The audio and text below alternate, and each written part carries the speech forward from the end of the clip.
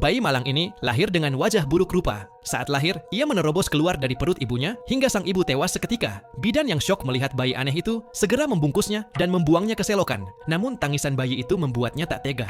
Grace kembali, memungutnya dan membawanya pulang. Sejak itu Grace membesarkannya seorang diri sampai besar. 10 tahun kemudian, anak itu tampak normal di siang hari. Tapi setiap bulan purnama, Grace membuka lemari warisan, membuka pintu baja khusus, menyuruh anak itu melepas pakaian, lalu mengikat tangan kakinya dan mengunci dirinya semalaman. Dari balik pintu selalu terdengar raungan mengerikan. Paginya, pintu penuh cakaran. Tubuh anak itu berbulu lebat, bahkan rantai besi putus. Grace lalu menormalkan anak itu, memeriksa mulutnya, memotong kuku tajam, dan mencukur bulunya sampai anak itu kembali seperti biasa. Grace melarang anak itu makan daging. Katanya daging bikin sakit perut, jadi anak itu hanya hidup dari telur tumis tomat hingga sering kelaparan. Suatu hari Grace pergi dan menitipkan anak itu ke nenek tetangga. Karena kasihan anak itu belum pernah makan daging, nenek itu membelikannya nasi kaki babi. Saat Grace pulang dan tahu hal itu, ia panik. Anak itu berubah emosional, merasa dibohongi. Daging seenak ini mana mungkin bikin diare. Ia bahkan bertanya apakah dirinya anak tiri, karena Grace begitu tega menahannya. Akhirnya Grace jujur, ibu kandung anak itu adalah sahabatnya, Ruby. Ruby hidup liar dan tetap berpesta saat hamil, merokok, minum alkohol, catok rambut, hingga janinnya bermutasi.